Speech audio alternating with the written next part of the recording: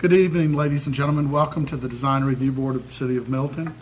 May I ask all of you to join us in calling the meeting to order and pledge allegiance to the flag.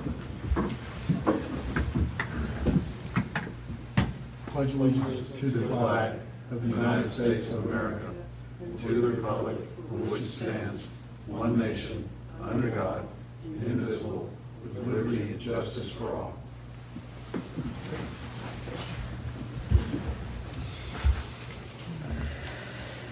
We start off our meetings by introducing the board members. I'm going to start off to my left.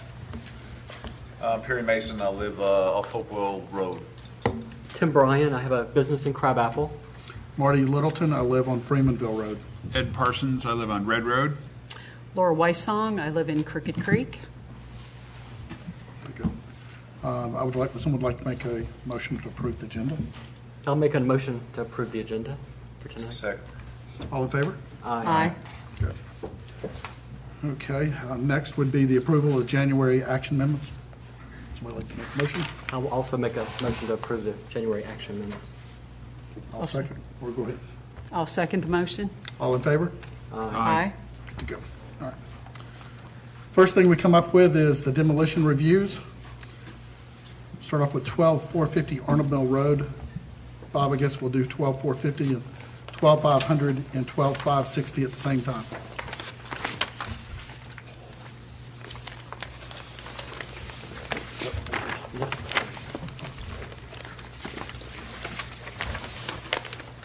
We all need to know.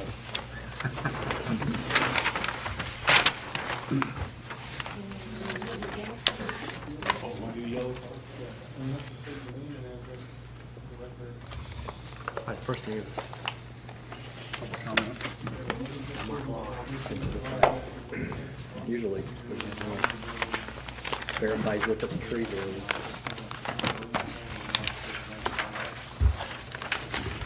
I'll look at yours instead of opening.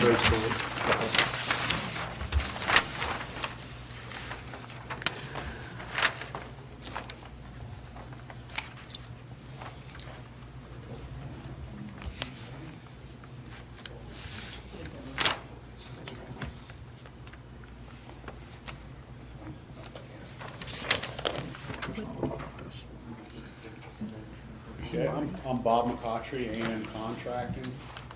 We're located 1458 Grist Mill Drive, Ackworth, Georgia, 30101. We'd like to demolish the three houses there at Arnold Mill to make way for a subdivision.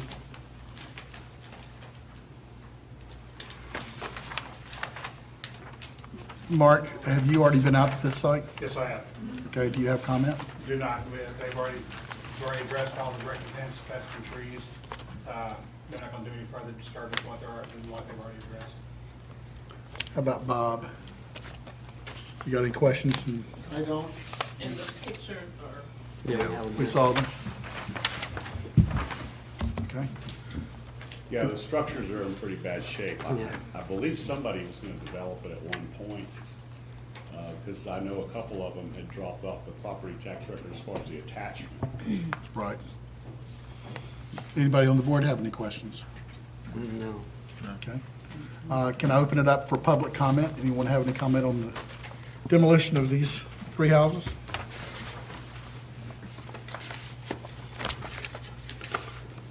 This is just a review, so we don't have any questions. Have to vote. Make a motion to approve it? Okay. Laura, would you like to make a motion to approve?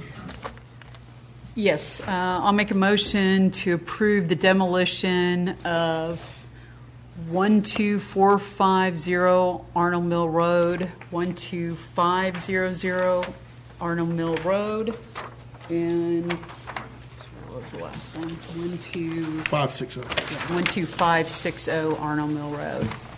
I'll second that. All in favor? Aye. Bob, go in peace.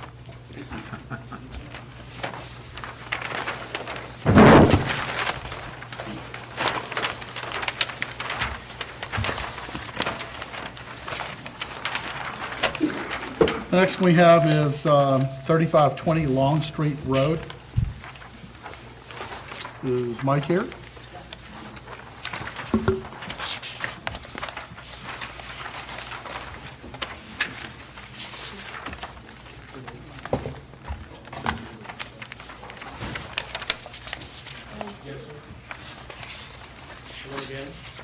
How are you? Well, thank you. Mike Basile, live at 14210 Birmingham Highway.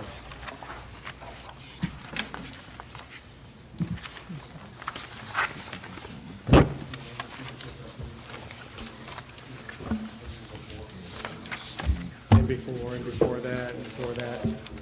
Yeah. Quick update is, got a variance on the project to replace the structure that's there and the footprint that's there with some conditions on that variance.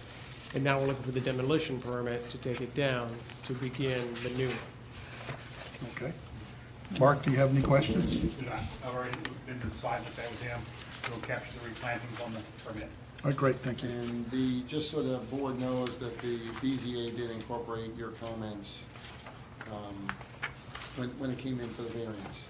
So the board's comments of certain kind of architecture, review, materials, all of those comments were incorporated in applicant's agreement. So this is now just a follow-up of the demolition. Okay. This is the property out by the manor? Yes. Ah, I remember. Great, okay. Yeah. Yeah. Right on the dirt road. Yeah.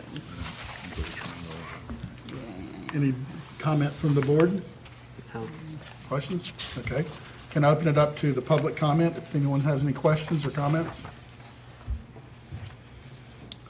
That being said, would you like to make a motion? I'll make a motion to approve the demolition for 3520 Longstreet Road. Second the motion? All in favor? Aye. Good to go. Good. Easy enough. That's easy. Super. Mike, have a wonderful day. Thank you, appreciate it. Next is 13943 Highway 9.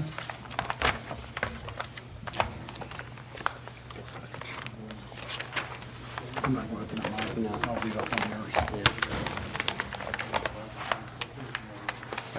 Pictures of what's to be tomorrow. Nothing to value.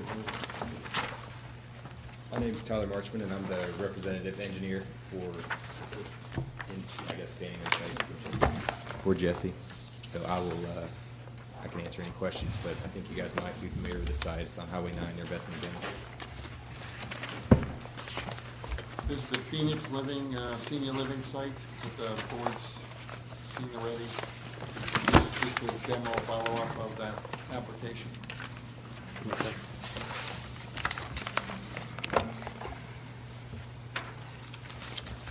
Do we have any questions for the board members?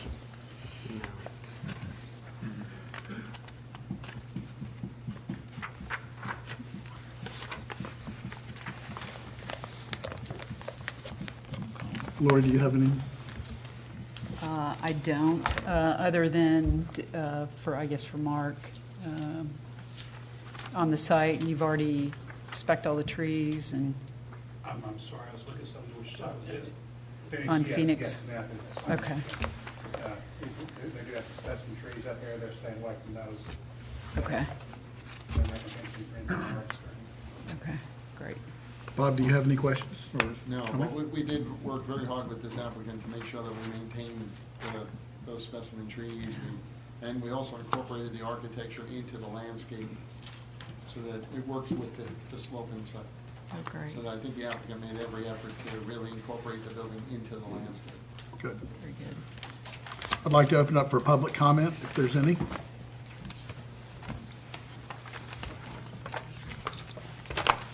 Like to do the honor? Sure, I make a motion to approve agenda item 5E for the demolition of the property for the Phoenix Living Center. I'll second the motion. Okay. All in favor? Aye. You are good to go, Jess. Thank you. Thank you. Next one is 30 Providence Way, known as the barn.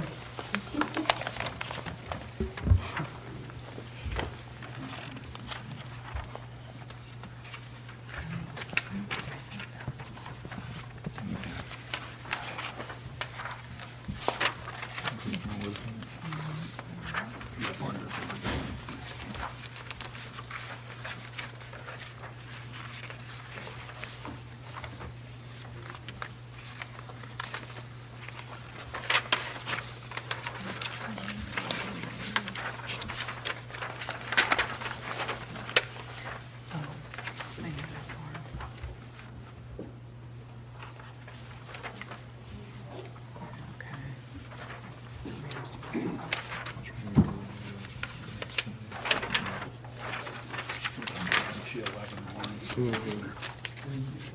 can start? She's got to start. Yeah, I think he's building like a new Okay. house. My name's James Hall. The address is 30 Providence Way, where I reside.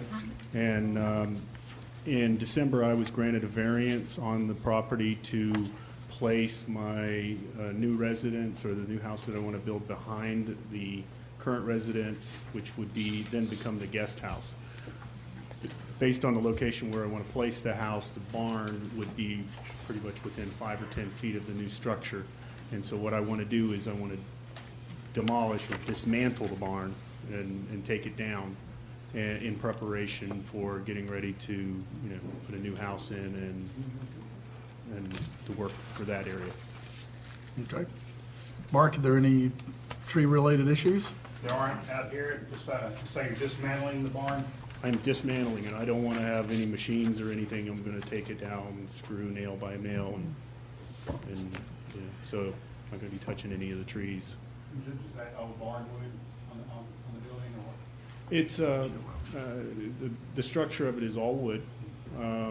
It's a combination of normal pressure treated type wood, which I'm going to save, Okay. and then the exterior is a combination of 4x8 sheeting, like exterior siding, and then there's also, I want to say it's like old style 1x6 like fence planking. And I want to save that as well. So I'm going to, there's a tin roof.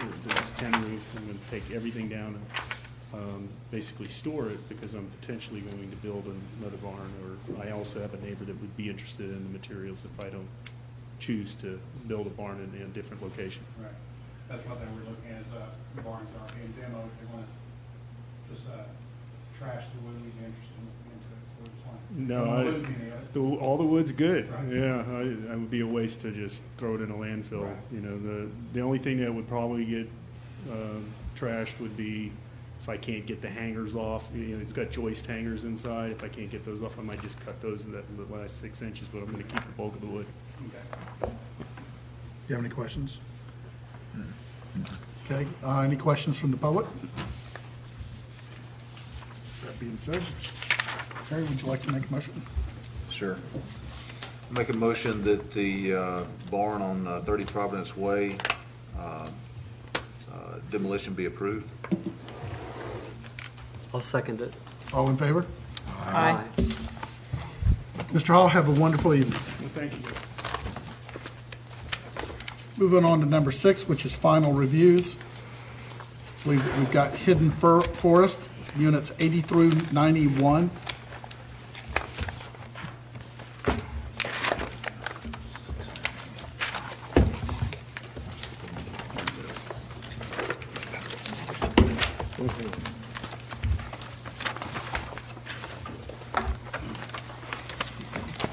Hi, my name is Jason Hips. This is Chris Cabina with JH Homes. Just looking over the, this is our unit 83 to 91. Looking to get design review board approval for this. Basically, similar to what we've been doing, we try to keep it in line with a similar style and the things we've been doing in the past. So,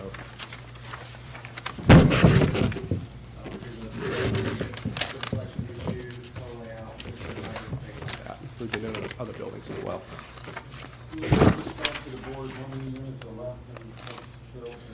Yes, we have a total of, let's see here, we have 1, 2, 3, 4. So there's 4 units that are not approved yet. This would be number 5, and 75 to 80 was the one we did last time. We added the porch on the side of it.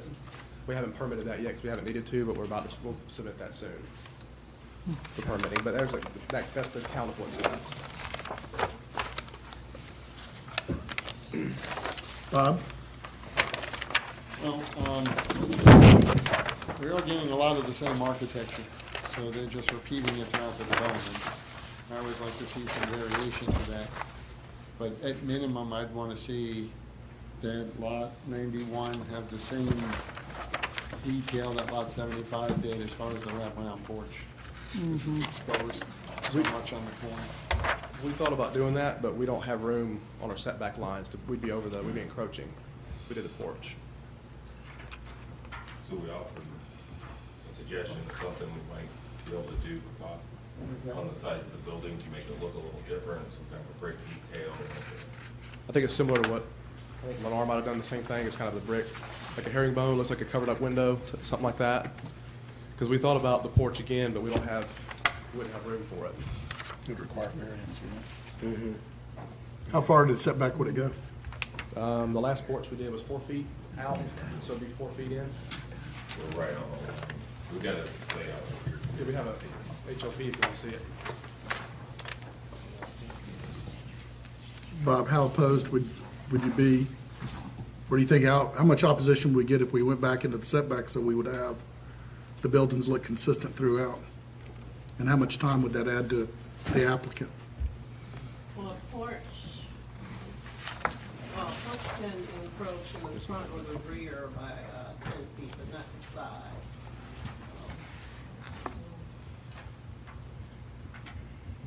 Other than that, it would require a variance. Is it a small enough distance that it could be administratively done?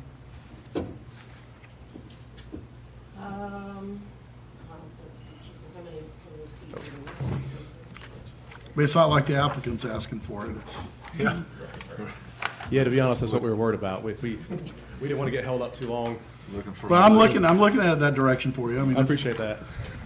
Thank you. Trying to ask the right questions. Right. There's plenty of room on the side there. Right. The problem with that is that is common area. It's not even, it wouldn't be on the lot. Oh, Anywhere. It's right on the property line. got it. So there really are no choices. Right. They can't do an extension. I think we did require variations on the others. Another option would be maybe to add some windows to that side elevation rather than the fake windows. And how would that, if they added windows, how would that affect their design for an interior component? No. And they have a family room on that side, which certainly could have a window in it. And they have a fake window upstairs, but then another bedroom. I mean, we could add a couple of windows, 2 windows, at least one on the lower and one on the upper. Would you guys be amenable to that? That's fine. We could do that. Okay. Would you want, you said family room and then upstairs and Bedroom. the master or bedroom 2 or whatever it is? Okay. You want us to draw something up and bring it to you? Yeah, Okay. We'll do that. Bob, something like that. when the applicants came before us with their prior designs, did we make some modifications, and what were they?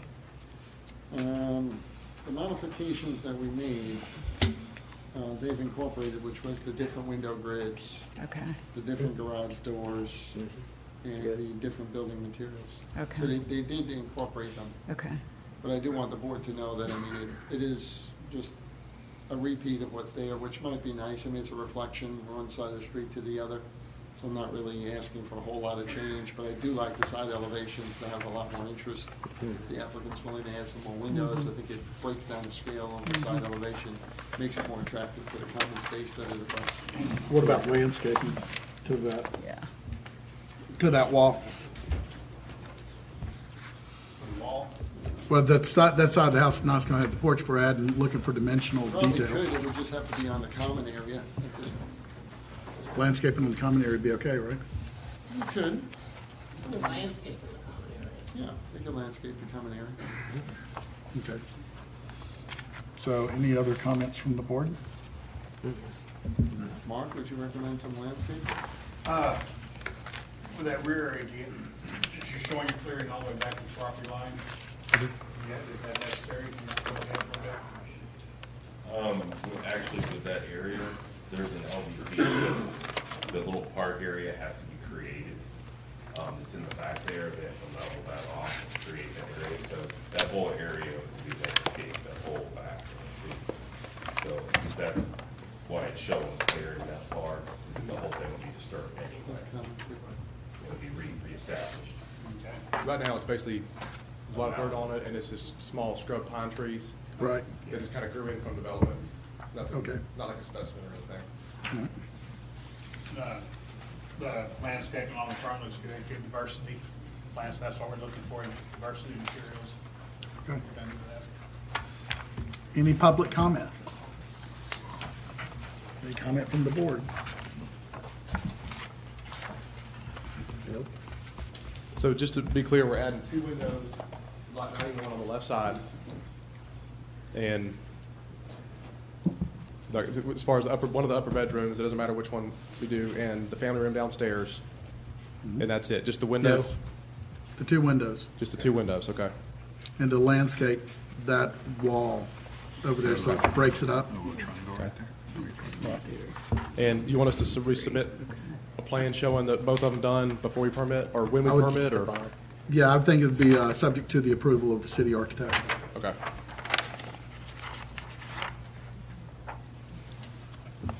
So Angela, our motion would be to approve 8391, subject to the review of the city architect to include an upper and lower window on the end unit, which is lot number 91.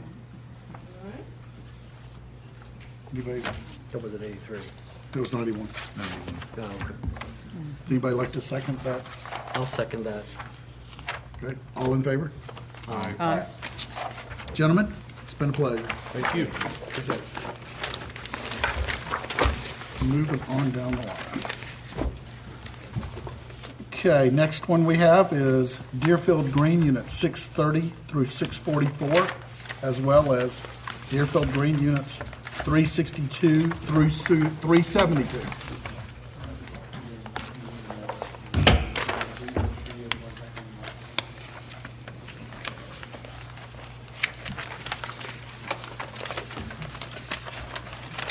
How are you tonight, Seth? Good. So, hopefully a little bit more prepared than last time. So. My name's Seth Brown with Lennar, 1000 Holcomb Woods Parkway, Roswell. Looking for the next 2 of the final pod. Last time we were here, y'all asked for some changes, and we made changes to all the window grids. Also changed the arches. It's kind of hard to see in the collateral and all, but the arches were applicable. Instead of doing brick, we've done that with wood. They painted to do a little bit different color. Also changed out all of the front porch. Instead of having a brick and column or trim column combination, it's all a trim column to change up that last section. And then at the ends, we added board and bat in lieu of shake or siding. On the gable end. On the gable end. Okay, Okay. Board and bat on the gable end. so I'm taking it he met with you as well? Yes, and I think the board indicated that if he had incorporated those changes on that last grouping, that for the balance of the groupings, if we stayed with those changes, we'd be okay. Okay. And we have no issue. Any comments from the board? I'll let you do the honors. One thing. Yes, sir. That we'd like to see before you install landscape, so some things with you on that. And we had that, I think this is the one that's the tree. It's right up that specimen tree. That is a massive tree. Yes, we gotta stay away from it. We got to stay away from it. May require some additional measures to ensure the survivability of the tree. Now, we've already deleted a unit, I guess, Have you? so to get away from it on the 362 then. Okay. And then that created another problem with the property line being right on the edge of the building, so we just re-recorded the plat to extend the property line out 8 feet so that we can put the porch on, but still not cross the build line into the common space, so, but that's not a problem, we can get with you on the landscape. They've been addressing that tree. Yeah. All right. I'd like to make a motion to approve 630 through 644 Deerfield Green units and 362 through 372 as submitted. Second. All in favor? Aye. Good to go. Thank you. Next one is the Crooked Creek entrance. Marty, I need to recuse myself.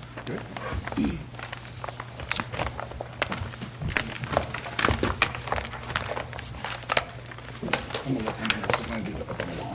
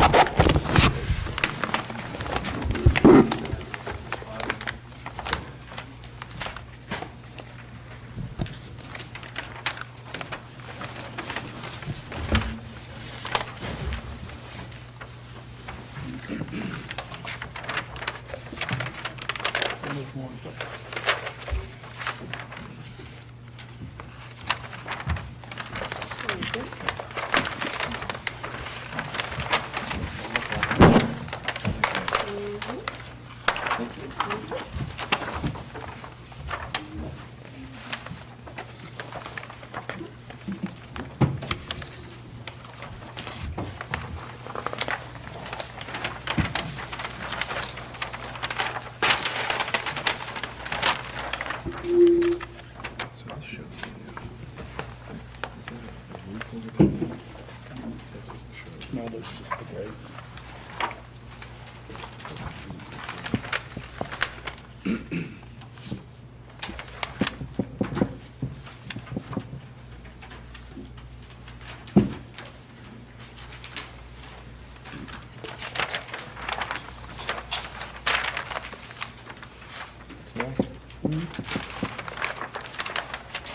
Those are worth.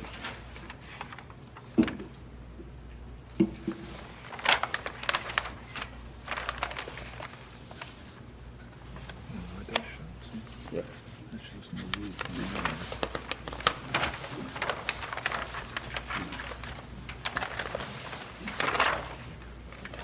We're just commenting on your first picture, it doesn't show a roof, but on the plans it shows a roof. And on the second page, it shows an overhang for the cars to go under. Well, let me first say I am not Mark LaCraw. Okay. I'm Jerry Spangler at TSW Architecture, Planning, and Landscape Architecture. A little background very quickly. We were the designers of Crooked Creek Clubhouse and all the other amenity buildings there. To your point, we did want to show you this rendering, which we did when we did the original clubhouse. The gatehouse was always a component of the overall design of these amenities. When this was done, the HOA did not request a covered lane. So what you see on the second sheet, and by the way, the third sheet shows you the clubhouse, just to give you some context, if you will, of the architecture, because the gatehouse is a miniature, if you will, of the clubhouse. So I'm going to turn this around. This has a little more color on it. So really the only difference is the addition of the covered roof, if you will, over the visitor lane.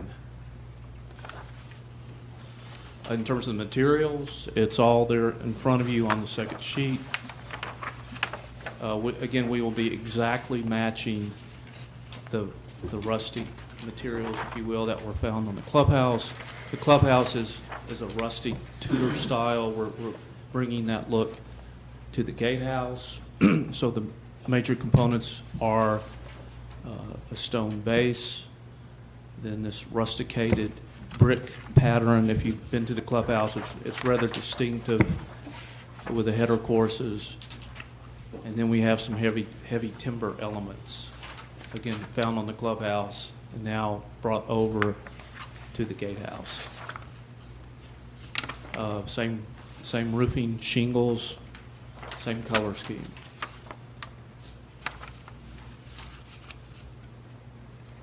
Any questions from the board? Yeah, what is the clearance for the arch? Yes, I think we are at about 11 feet or so at the bottom of the beam here. Again, this is not the emergency vehicle entrance. There's two entry lanes.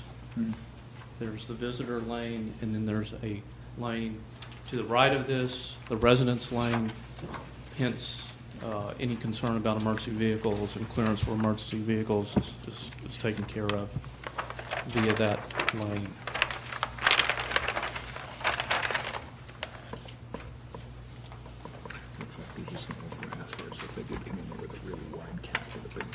The building is, will be manned and is fully ADA compliant. It will have a small toilet room in there.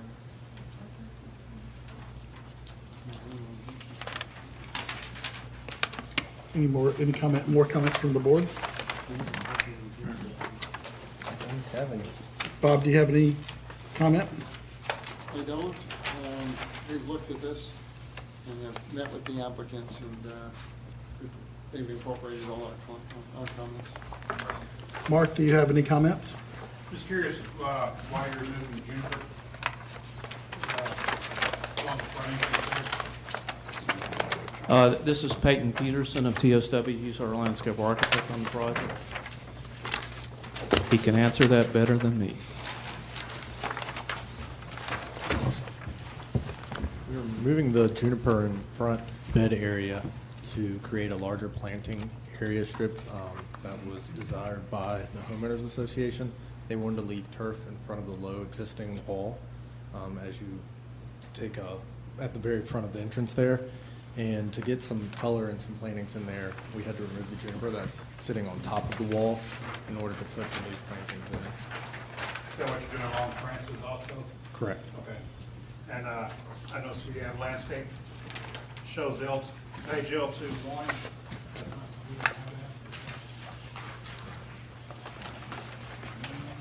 Here are some updated plans. I'm not sure how old those sheets are.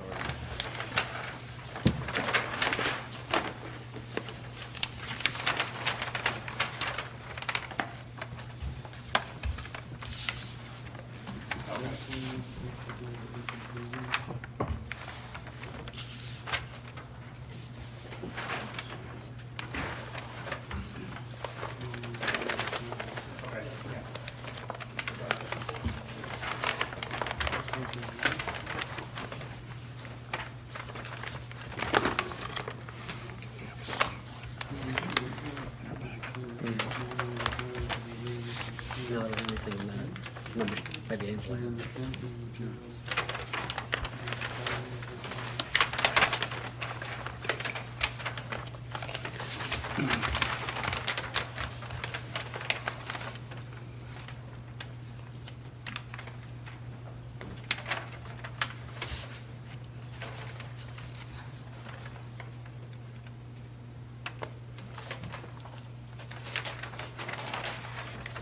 I have no more comments on this unless there are. Okay. Do we have any public comment? Do you have a comment? They do on the site. Okay. On the building, they've incorporated everything, but I just want to note a couple of comments on the site. One is that the pedestrian markings that cross the road, the exit sign, should be raised or highlighted somehow with stamped concrete or pavers or something that just identifies it. That's just part of our code. Okay.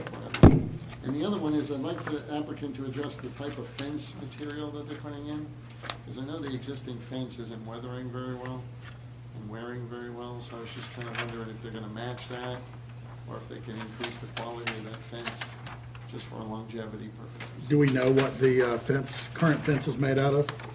The current fence, I believe, is a Maristar, and we're going to be matching that here.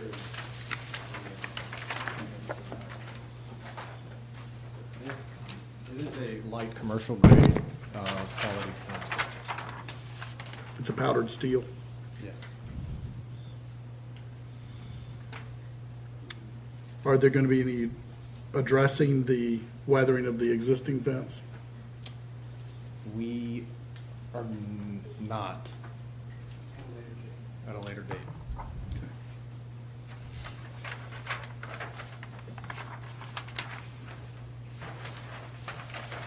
So you would like for us to add the raised markers for the pedestrian traffic? The crossflow, yes, and maybe the applicant can just come in with a sample of the fence and we can go out there and leave that subject to our review so that they can have the same style, but maybe we can just look at the existing fence closer and the new proposed fence and see, what we can do, and maybe, like, quality of construction and long-term visual aesthetic is something this board has addressed before in the past, and we like to maintain the highest quality materials so that they have a longer lifespan.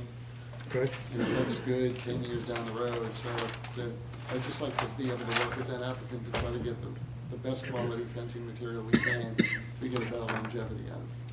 So we can make our motion, approve it subject to review by staff for the crosswalk and the fencing material.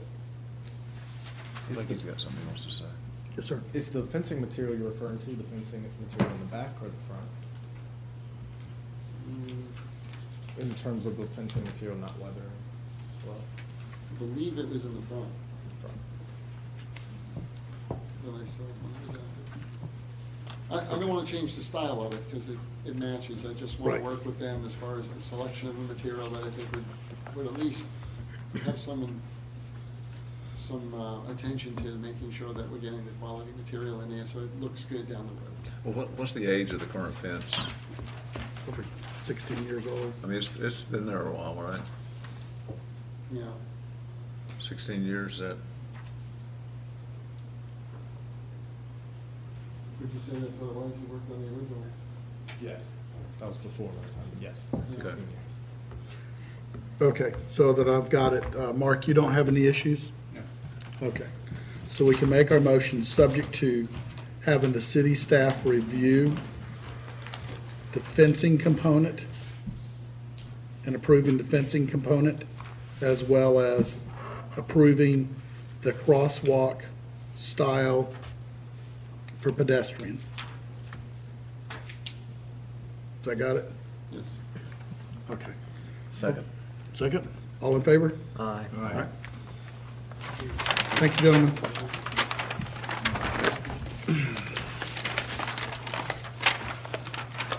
Six E, rebuilt barn, Milton Library, 854 Mayfield Road, Bill Lusk. Those for you. And I will have to recuse myself. Okay. Yes. You don't play musical chairs now. Yeah.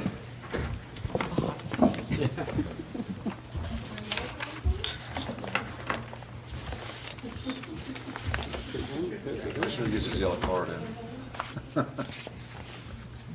Angela. Yes. I don't have to recuse myself since I have that barn in my warehouse door. No, unless you think there's some financial gain. If you do, you, No. if you do, we're not going to be able to enforce it. They're not. Okay. I'm hearing. Mr. Lusk?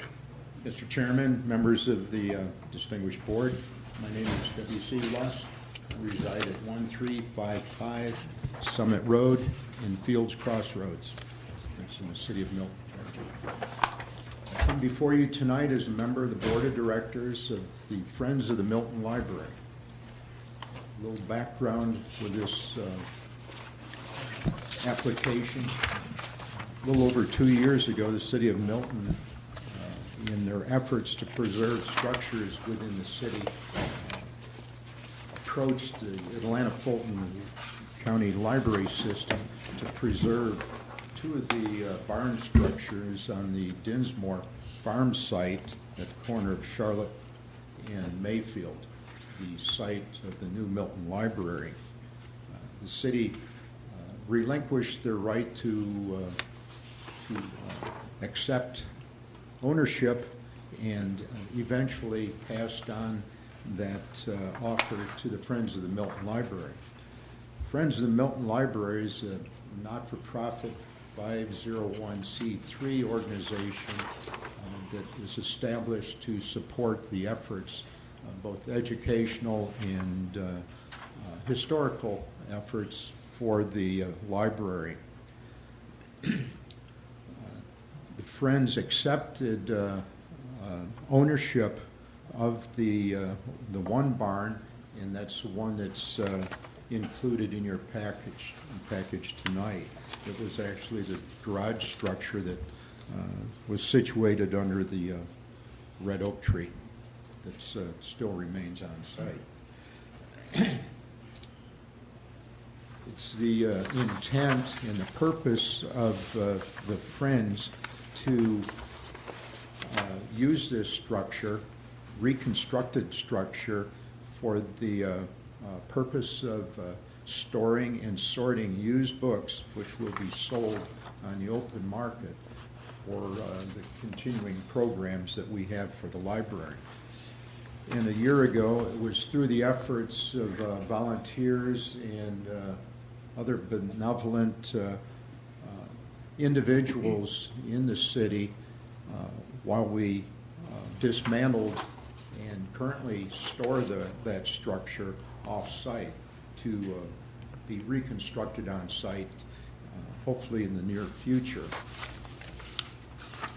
What we have submitted here tonight is architectural drawings, floor plan, footprint, site plans for that structure.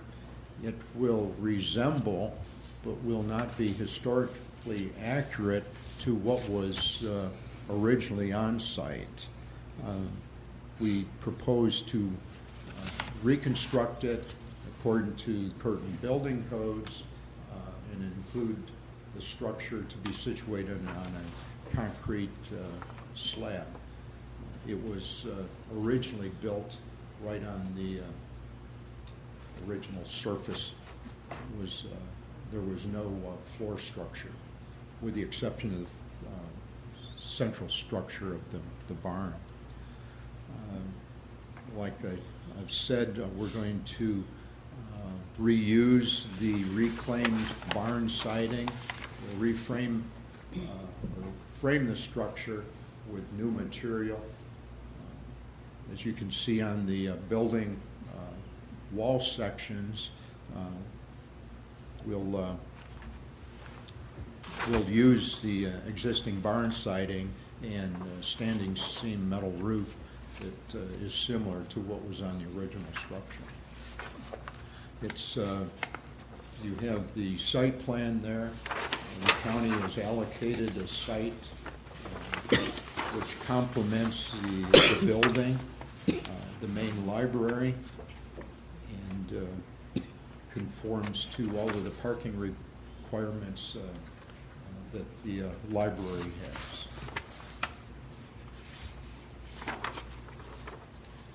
All right. That pretty much completes my presentation. Okay. Unless you have any questions or comments. Any comments from the board? Like it. Is there going to be a walkway to the back storage room door? Yes, sir. They'll come off of the parking area on the south side of the property. And actually, that'll be the service entrance to the rear of the barn. Bob, do you have any questions? I don't, but I think this is a great solution, and they've done a great job with it, and I want to give them any support we can. Great. Get this through. Let you, Mr. Mark. Just want to try to minimize any disturbance to the trees out there. So we'll have trees back behind it. Try to make sure we minimize that. We'll put some tree safe fence around the area as appropriate. So. Do you have any public comment? I have here tonight, too, the chairman of our board and another director of our board. Chairman of the board is Matt Coons, and another member of the board is Paul Kaplan. Gentlemen? Any other public comment?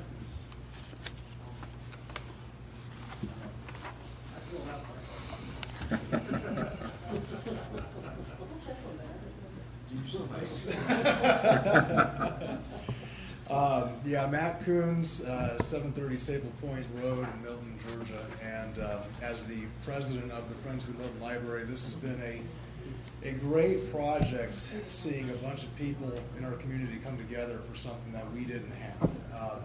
And just so you get a feel for what we've done, you know, we started from nothing, got a group of people together, and somehow, some way, we have more likes on our Facebook page than Alpharetta, Roswell, and Johns Creek combined. Running some book sales. When we first got together, we didn't know that we could actually start raising money as we just put in our application for our 501c3 status. 6 weeks ago, I said, let's do a book sale. Next thing you know, we have over 10,000 books collected.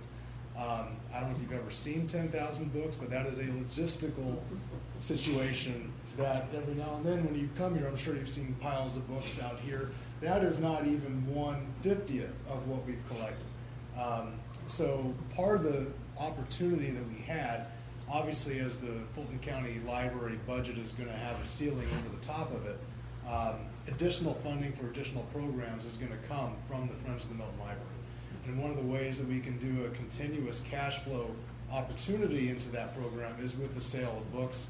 And we'll be the only library, I think, in the entire state at least, that will have its own Friends facility outside the library to run as a perpetual cash flow machine. This is a tremendous opportunity, one that's never been done before, and we'll be the only ones in Milton to do it.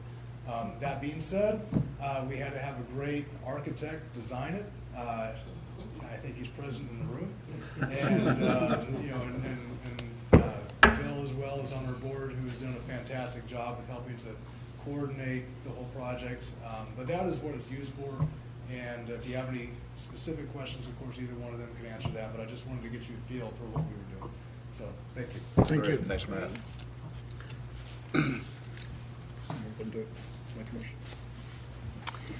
Yes, I'll make the motion to approve item 6E, the rebuilt barn for the Milton Library at 854 Mayfield Road. Second. All in favor? Aye. Have a good day there, Bill. Thanks, Bill. Thank you, Board.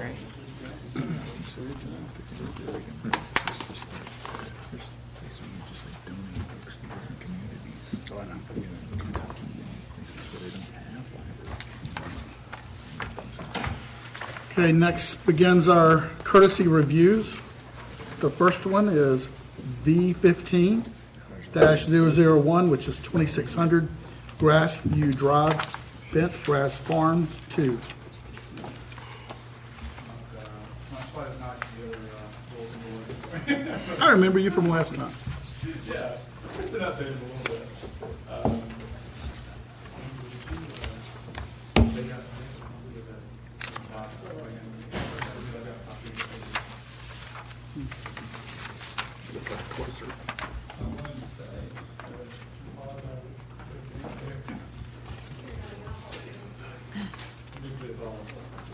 There we go. That'll work. Perfect, thank you. Okay, well, okay, my name is Brian Lyle. I live at 2600 Grassview Drive in Bent Grass Farms 2 subdivision with my wife and 3 kids. This is my second courtesy review meeting. So I'm not sure how much you need to know, but I've lived there for about 8 years, and our family has grown since we've been there, so we're looking to we're kind of running out of space a little bit. I work from home. My wife homeschools one of our daughters, so we're looking to add a little more space to our existing house. Since the last meeting, I've actually given this more thought, and I've actually spoken to a couple of different architects and as well as a real estate agent. And after speaking with them, I still would like to proceed and request a 7-foot variance. The current variance is 25 feet, 7 feet additionally to build a 24-foot by 24-foot by 21-foot tall detached garage on the west side of my house, as seen on the survey there, and also the updated plan that you have in hand shows the correct orientation of the actual structure itself. So the two architects I spoke with, Brian Elliott from Renovations Associates and Royce Hayes from R.L. Hayes Incorporated. And I discussed my plans in detail with Diane Payne. She's a real estate agent with Berkshire Hathaway, and who's also very familiar with the area. In speaking with them, we looked at various options, building on the back side of the house and the other side of the house, but both of which would require significant structural remodeling and significant cost to do so. Moving services, and ultimately it wouldn't accomplish the goals that I set out to do, is to add more rooms, is what I need. So if you remember, I want to convert our existing garage to like an indoor living space, a rec room, large rec room. And let's see, and we also looked at maybe doing an attached garage onto our house. But again, it would require, the way our house is laid out, it would require significant remodeling on the inside of the house. And again, it would be cost prohibitive. And, you know, I also want to do kind of what looks best for our neighborhood. So the architects I spoke with felt that the attached garage would make the house look more massive and bigger and more pronounced, whereas the detached garage would be set back a little bit farther, only being attached at the rear corner of the house and front corner of the actual detached garage, and would be connected with a breezeway.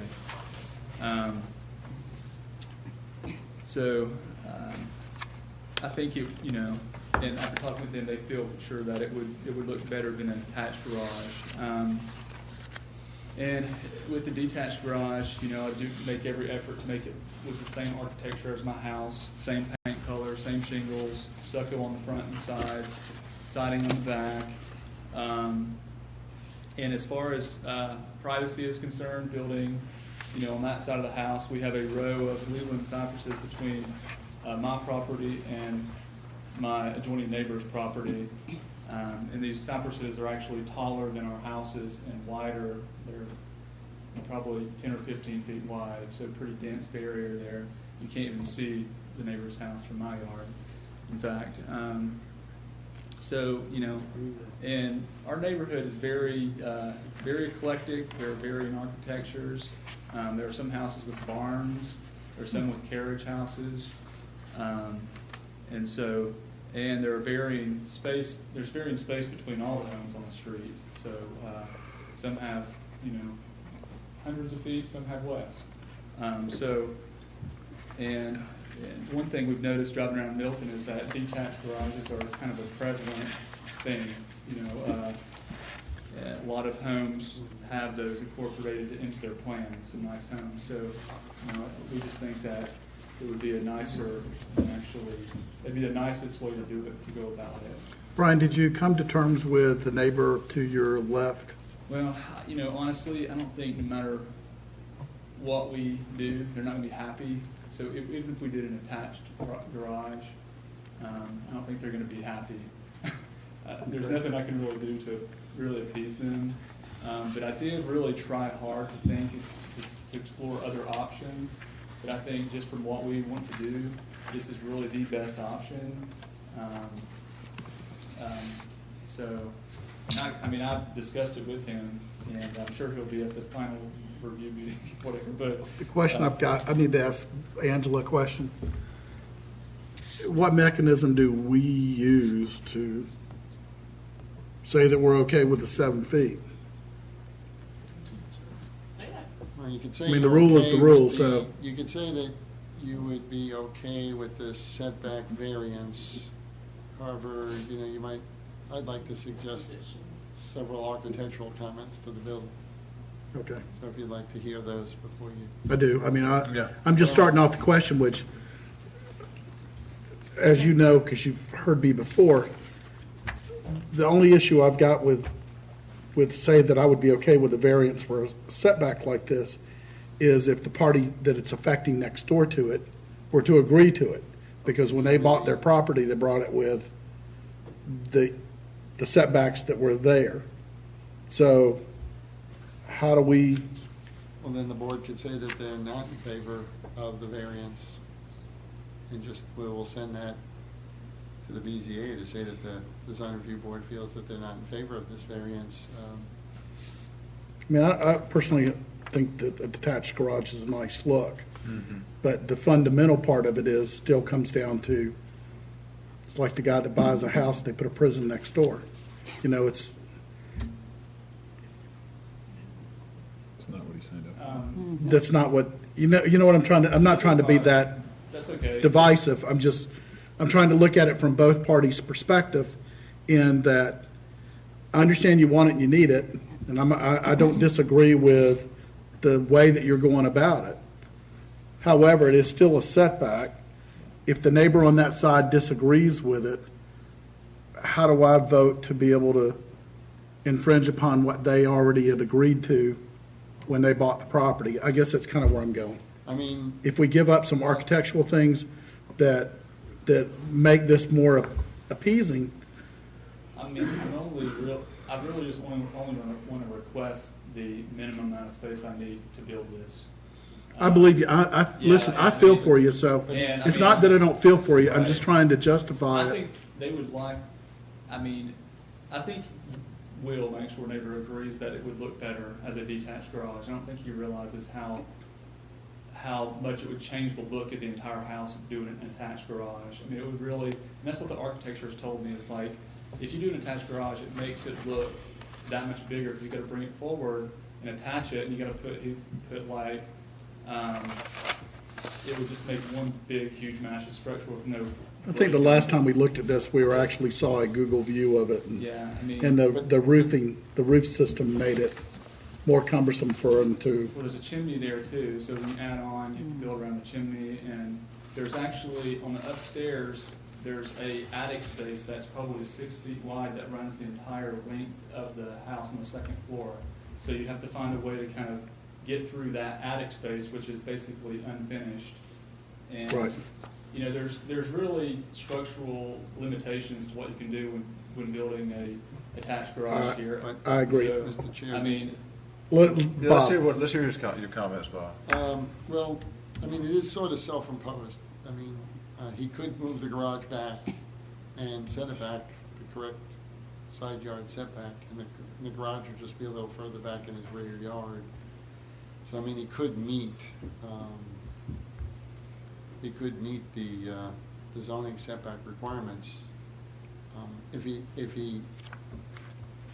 the board says that they don't want to support the variance at all, that's up to the board. If the board says, okay, you know, we think it's in the right position, then again, I would have several comments about the architecture to make sure that that side elevation has got more detail and windows and things so that when that side elevation then faces and abuts that neighbor, when they look out, and that the building materials match more of the house with stone and stucco and Right. water table and, you know, just things that would break down the scale. It would make it more interesting. That would make it more interesting and look more in tune with the style of the architecture, so that when they do look out, they're seeing something that looks pleasing.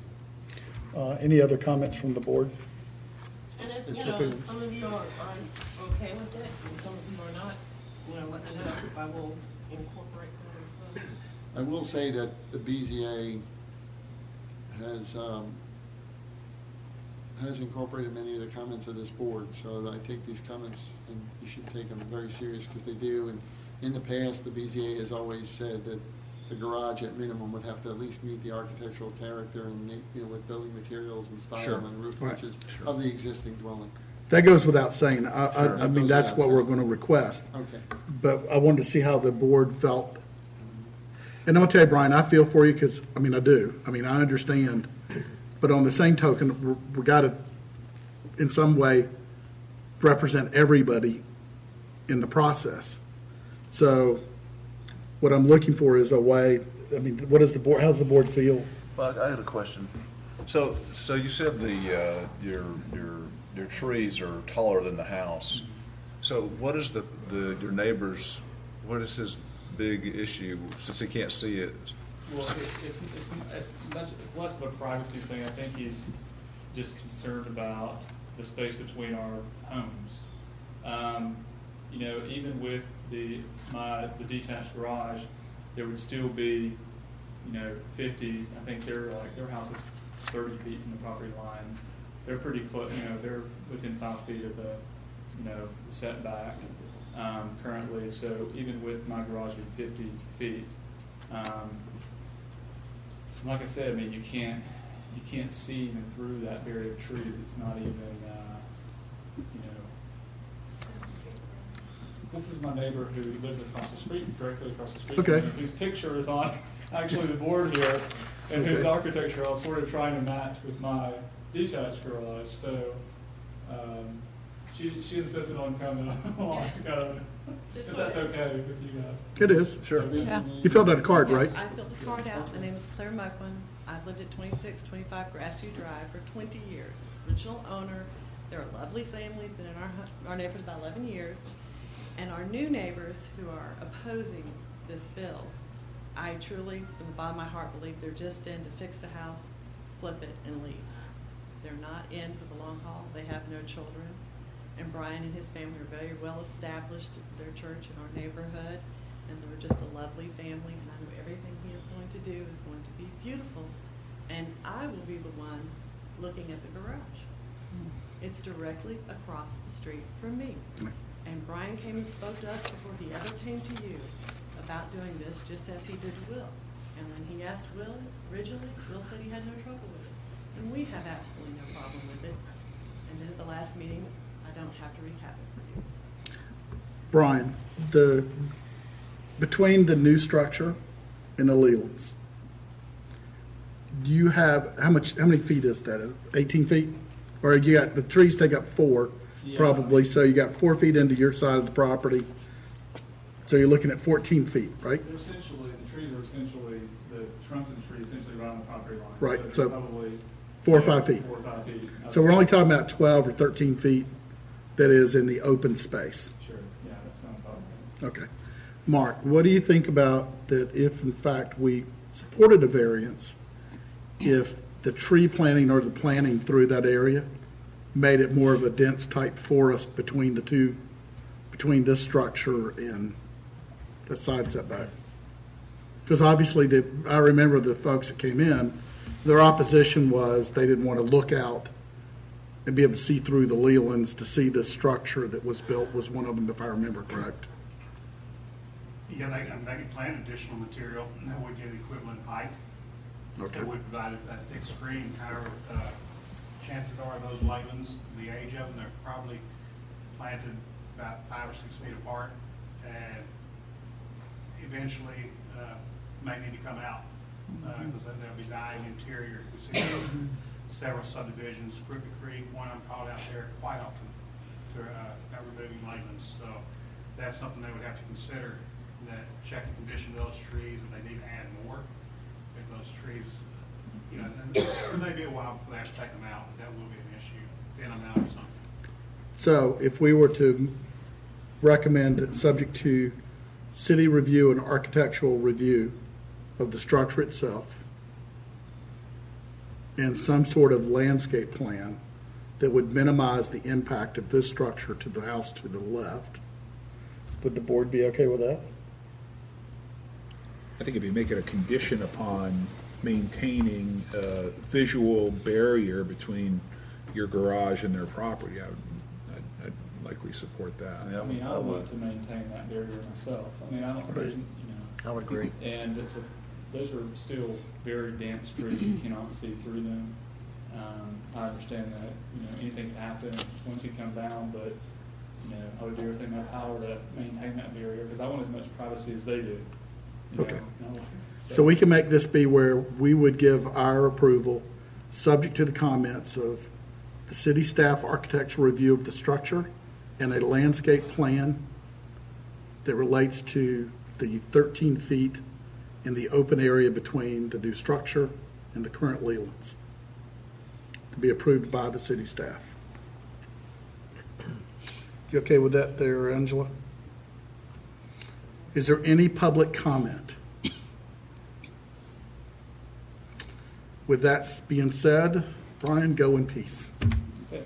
So what is the, I guess, what is the next step for me? BZA. Okay.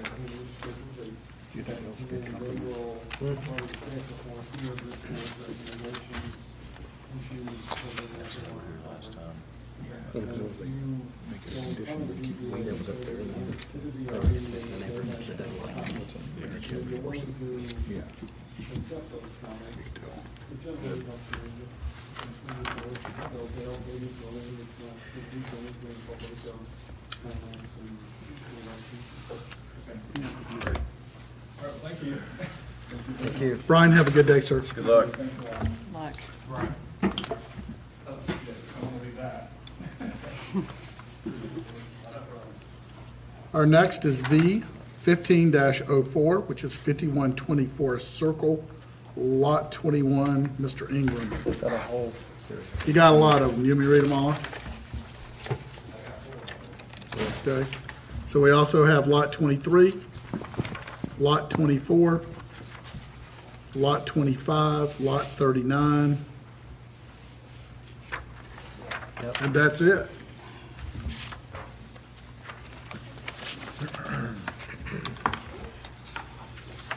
Good evening, Board. My name is Joe Ingram. I'm with Ashton Woods Homes. I'm here to speak tonight about the variances we're requesting on 4 of our lots out at the Grove on Birmingham Highway. Forgot to mention our address is 3820 Mansell Road, Alpharetta, Georgia, 30022. Just to give you a little background information on this project, this is one that, we tried to develop this by right as an AG1 zoning. Throughout the LDP process, we ran into a couple of obstacles. One being city staff asked to provide connectivity to the undeveloped property to the north of our site. We also had a previously DOT-approved entrance plan for the site, which had expired, and we renewed it. However, due to some trees along the frontage of Birmingham Highway, and also a potential line of sight issue, we ran into a conflict between what the city was asking us to do and what GDOT was asking us to do.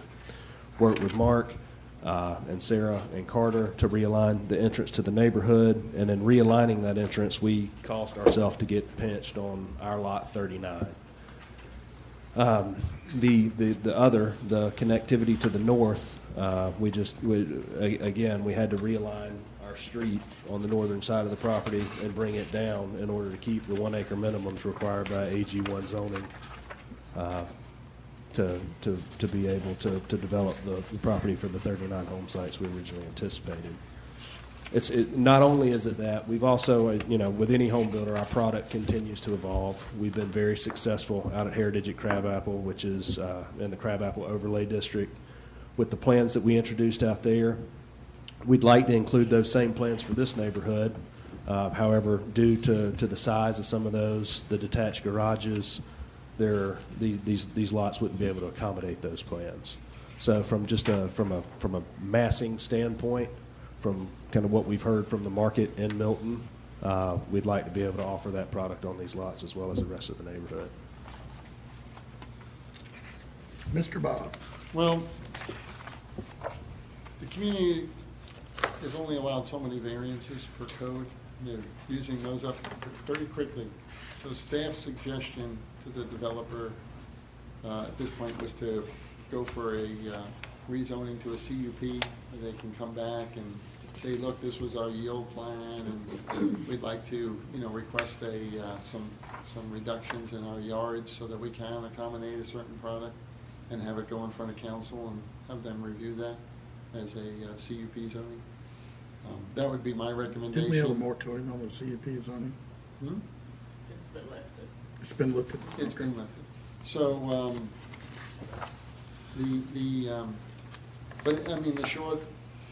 the only one of the 4 that I really have an issue with is the one that would reduce the rural view shed.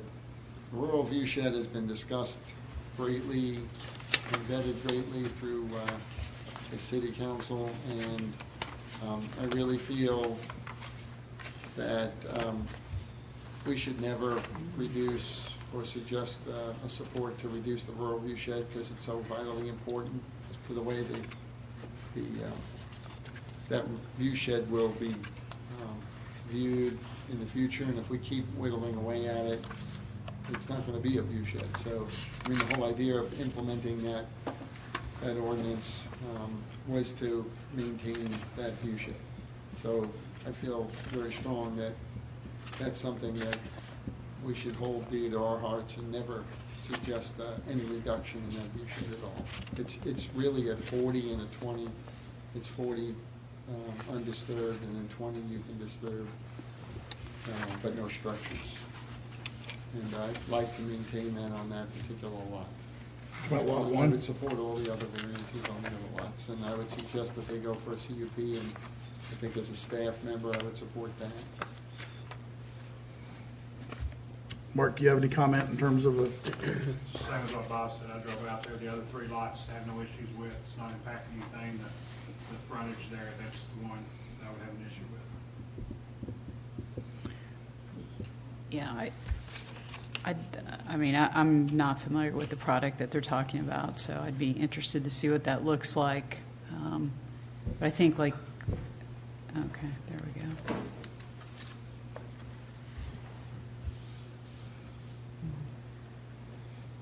It's a similar product to what they are using on the Lee property, in Crabapple.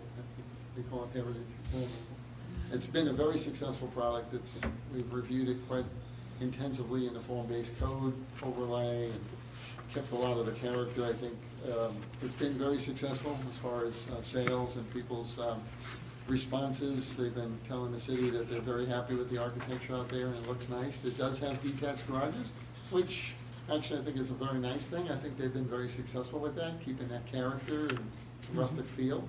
I think they need some help on some of the lots, and there's vehicles that the city could offer in order to assist them in maintaining those reductions, so that they don't have to keep doing this. other than going to a CUP, what are the vehicles? Go to a CUP. Yeah. Or change the product. Or change the product, which I'd hate to see them do, because I think the product's really a great product. I think it really How meets much a lot of time does it needs. delay them to go to the CUP? It's about 3 months or so total. But I mean, they could develop lots that they don't require the setback reductions on initially, and just go to the council and say, look, we only need the reductions on these lots, because these are the ones that don't. I don't think every lot would require a setback reduction. But at least So they'd they be could able- divide this up and have part of it be AG1 and part of it CUP? The whole thing would be CUP, but they have a land disturbance permit already, so they can start working on the site while they pursue the CUP. They just can't start, building houses, We no longer have a LDP. We final platted the neighborhood. I think it would be tricky to start offering all of these variances, just, because we've had other builders coming through trying to do the same thing, and, precedence is probably not a good thing. So I think CUP would be the best route to go. So our recommendation would be from the board to follow the recommendation of the city architect to recommend that this developer builder apply for a CUP to get the variances they want. I'm sorry, Joe. I guess, my only thought that I'll kick myself if I don't voice it, is it feels like it's almost an unintended consequence thing for us at this point. I mean, going through the LDP process and working as closely as possible with staff to try to accommodate everything that it feels like the city of Milton is trying to do with that rural viewshed, and we predated that ordinance also. I know that it's come into effect since, but I guess, there was a time when we came to the consensus that, hey, you guys can take those trees down. You'll just have to pay a penalty to do so. And we could have made that decision at that time. It would have been better for us to, at this point, looking back, it would have been better for us to say, okay, well, we'll take the trees down and we don't have to realign anything. But now, just knowing what that CUP process has become, and it, when the hearings that I've gone to, and I've been to a few where developers have been trying to get a CUP zoning to not honor the Ag 1 zoning ordinances. It's just, it's viewed as trying to increase density. And I guess you could argue that that is what we're trying to do. It's not. We've got product that can fit these lots right now. We're just trying to offer what the market's telling us they want. So. I think one of your strong points would be that you already have approval for this density, and maintaining that density, but you just want a certain product. I mean, it's the whole. I mean, is purpose of the CUP. is there a process that will, for somebody like this group that has obviously tried to comply, and somebody that's been in the process for a long period of time, is there a fast track way to help them to speed this up for them? Because obviously what we're doing is, even if everybody agrees to everything they want, they're still 3 months away. 3 months away means they're not going to be able to start building till, they won't be able to develop the lots until March. By the time they get to it, they'll be in the fall, so their selling season will be next spring. Well, but she just said they could start developing on the lots that were okay. They can't Yeah, build. but he didn't have an LVP now. Okay. I mean, we're talking. When about was your anticipated time to develop the lot and to start building your first house? I mean, we're already building a model in the neighborhood. So, I mean, it's a function of sales at this point, and we put a hold on these homes until we figure this out. But yeah, I mean, it's immediate. Would the board entertain supporting the variances except for the view shed? Yeah, not doing the view shed. If the applicant agreed that they would go for a CUP, just in case they didn't get it or for some reason, at least they'd have the variances. We could agree to the variance, I don't think we've subject to lot number one not being part of our agreement. Right. The risk for them is that we can't ever come to an agreement on lot one. So there has to be a defined goal as to how to come to an agreement on lot one. So what? I don't think we've. What law? My limited knowledge in here, because Robert McDonald is really the one who takes care of most of this, but I don't think we've ever had a situation where somebody has started development, started constructing the buildings and whatnot, and then went back for rezoning. But it might be some way that the city could, with the understanding, assist and say, okay, we know you're coming in for a CUP, you can start building on the lots that wouldn't require any setback variances, because not all of them would, right? No, there's 39 lots in the neighborhood, and we're Right. talking about 4 lots. We're really only talking about one lot. We're really not talking about what, but it's Yeah. lot 39, just to clarify, I mean, I dig everything you're Is saying. it possible, do you have a product that would fit on that lot? We do. We're just trying to offer, I mean, from. But that would go I'm against saying what we're for the- trying to do architecturally in the community. From a streetscape, massing on the home sites in the neighborhood. What can we do? Buildings that abut the view shed, per ordinance, are subject to architectural review, because we want to ensure that those buildings have nice character. So my question to you is So we would this. still review the architectural character of that dwelling. Here's my question to you. To ensure that it meets, but I don't want to reduce the setback, because I'm trying to maintain the rural view shed at all. I think we can get a different product on that one lot and still make it nice architecturally, still keep the character without destroying the view shed. What kind of product do you have that would fit on that lot without? It's not something that we've built in Milton. We've built it in other neighborhoods. I mean, it's what we call our 55-foot legacy product. It's a successful product for us. Don't get me wrong. It's not what we envisioned for this site. But, you know, it will feel different from the rest of the homes. Okay, let me ask you this, Bob. If we give our nod that on this review to move forward, subject to the city architect approving the house plan and landscape plan with Mark Law for that lot particular. Because without your approval of that lot particular, they can build everything else they've got. And though we may give up something ultimately at the end of the day for the setback, you could make recompense with the structure and landscape. I mean, you're looking at like That a, lot is subject to architectural review either way, because it abuts the view shed. I understand. I would say if we're going to give any leeway on setback, then we architecturally review all of the lots.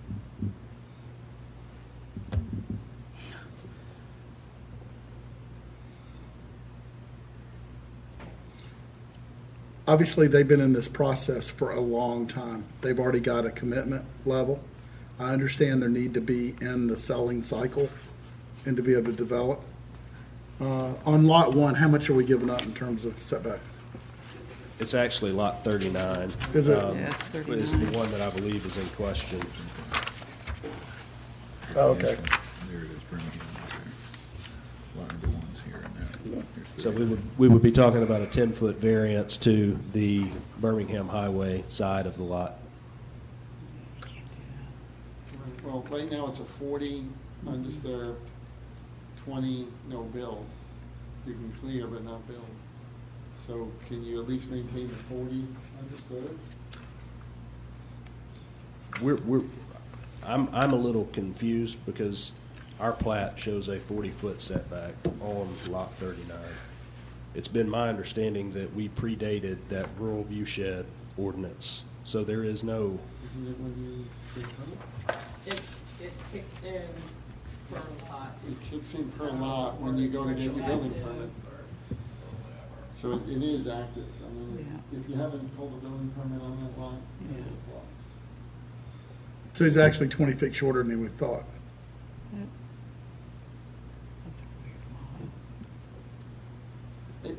Well, I mean, if the applicant's willing to work with us on that lot and, maintain the 40, at least we maintain that 40-foot. we're absolutely open to working with you in any way that we can. Yes. Okay. You guys are- The long and short of it is this. As far as I'm concerned, as long as it meets what you want at the end of the day to help preserve the rule. I understand this is not our perfect case scenario. It's not like this guy they came before we had a rule for your shed. They've come before, and they did in fact change their plan to suit us, I would assume. Is that right? The trees. On the trees. Yeah, they moved their, so this is kind of self-imposed by what we wanted in terms of saving the trees. So my thought would be that we're trying to adjust what we need to do here, so we want to save trees, as long as he's willing to work with staff to preserve as much as possible our rural view shed and not go within the 40-foot undisturbed buffer, then I would say, for me personally, I don't know how's everybody else feel before? Well, I mean, the setbacks, some of them are significant. I mean, here's my issue, okay? Because I'm not saying this specifically for Ashton Woods. I'm just saying we get in here, a lot of builders that say, I'm going to go build Ag 1, AG 1, whatever, under the rules. Great, go do that. Well, and then you run into trouble, and now we're back, okay? That's the problem I have, because they're saying, well, I'll go build it then, and then it's, kind of this issue, and then the builder's back. Well, I guess I couldn't do it. So, and I don't mean this specifically against Ashton Woods. I've just seen other builders do that, and we have to be careful about that because unfortunately some of that mentality exists around here. I've seen it. I'm not saying Ashton Woods specifically because I don't think that's true, but I have seen it with other builders, and we have to be careful. And that's my only issue is, and there are people who have very strong feelings about that over there. Is there a way to do what we want to do to preserve the rural view shed and do it within the 40 feet? I understand 40 plus 20, I got it.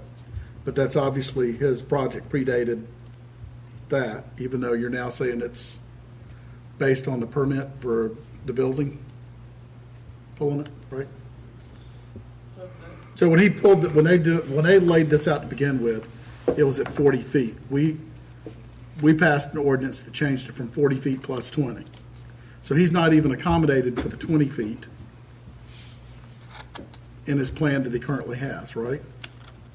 That's correct. Okay.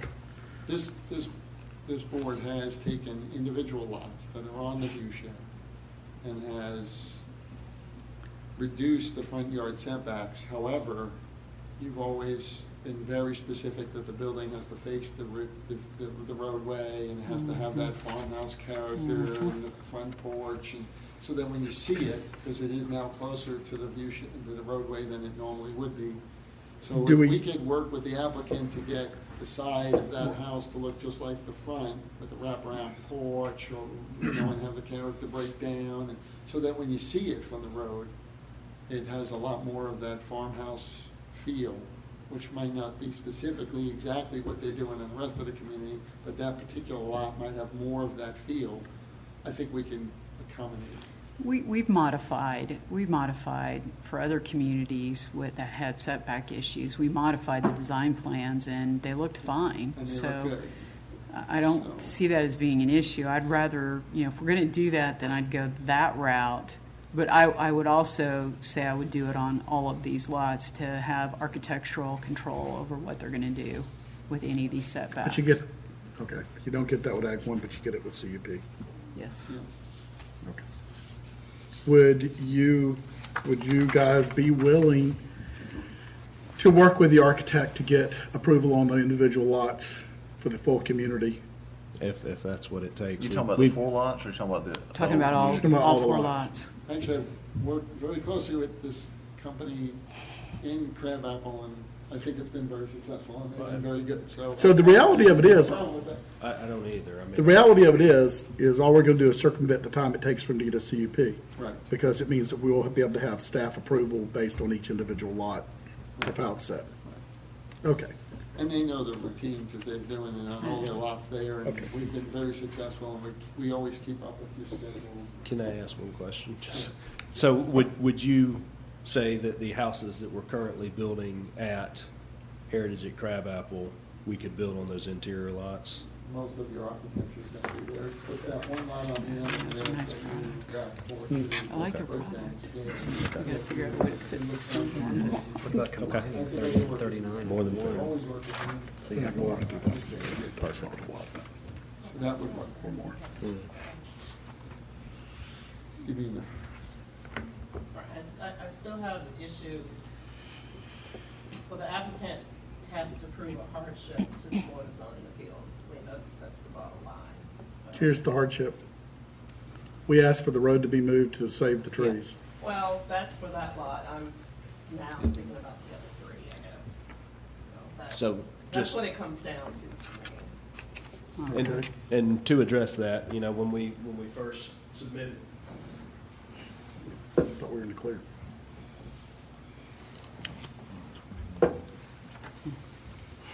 we first submitted for our LDP showing no connectivity to anything out there, we went under the premise that it's rural out there, so weren't thinking interconnectivity. What Sarah Leaders had actually come back at one point and said was, can you guys please provide connectivity to Tullamore? Met with her on several occasions to say, it was what we were hearing from Tullamore is, hey, we don't want you guys to connect to our neighborhood. So in an effort to be a steward to them, we came back in and just said, Sarah, this is what we're hearing from them. We'll do whatever it is we're required to do. But, they're not going to be happy about us connecting. So what she said was, you guys provide pedestrian connectivity to Tullamore. And instead of that interconnectivity where they've already got, actually Tullamore's got dedicated right-of-way connecting to that property line right now for a future road.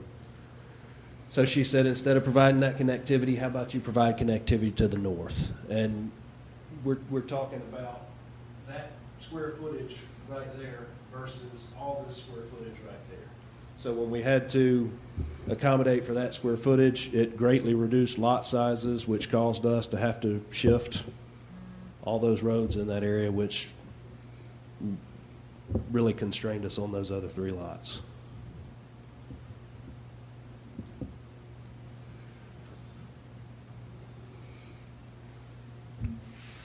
Okay, Angela, what do you think?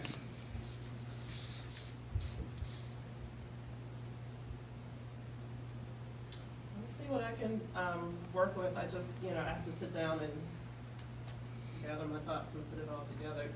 So my concern is the board's just, their first question will be, well, can't you put another type of house in there? So we have to find a reason to support that. My response would be that we have an AG1 zoning. that they can put anything they want on AG1, correct? Well, yes, I'm just saying, you know, if the house that you want to put on there doesn't fit, why can't you put another house on there? And my response would still go back to that by allowing them to put the house they want, it will allow the city to have more control with architectural controls over the subdivision of the styles and the layouts and styles of the houses that we would not normally have. And that we would be gaining in having a position in what this subdivision is going to look at as a whole, when if we leave it as it is, they'll just put a smaller house on that site to comply for the sake of complying. And I would say that we would be winners as a municipality by having some architectural controls, which is one of the reasons I've always supported CUPs in the past. So if we gained the ability to manage the development itself in terms of the end result of the product, I would think that would surpass what little bit we're going to be giving up by allowing for the setbacks on interior lots. Yes. What do you think?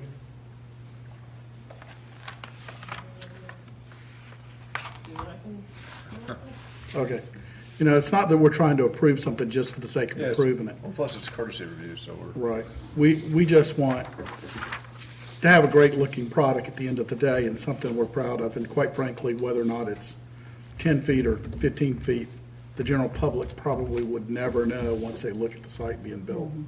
And that was the other thing I wanted to point out is on lot 21, where we're requesting the variance, we're backing up to a pond. 23, we are next to public right-of-way, which will probably never have a road built on it. I know that's hypothetical. 24, we would be a little bit closer to that interior road. Have we got enough comment? Mm-hmm. Okey doke. All right. Thank you, sir. guys. I appreciate your time. This is the back of it, that one. Other than that, sets an example. Other than that, sets an example. I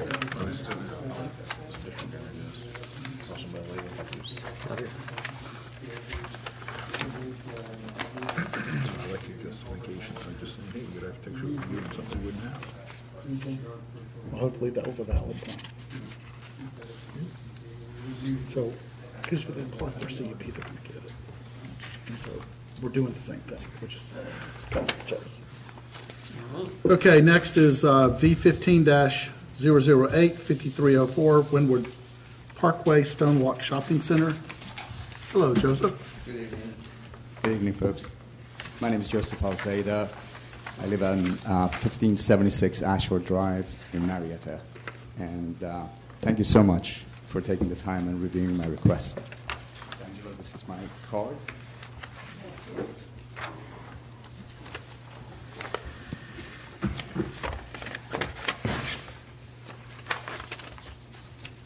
If I may present my request, I represent Stonewalk Shopping Center on Windward Parkway, and it's been almost a year and a half since we have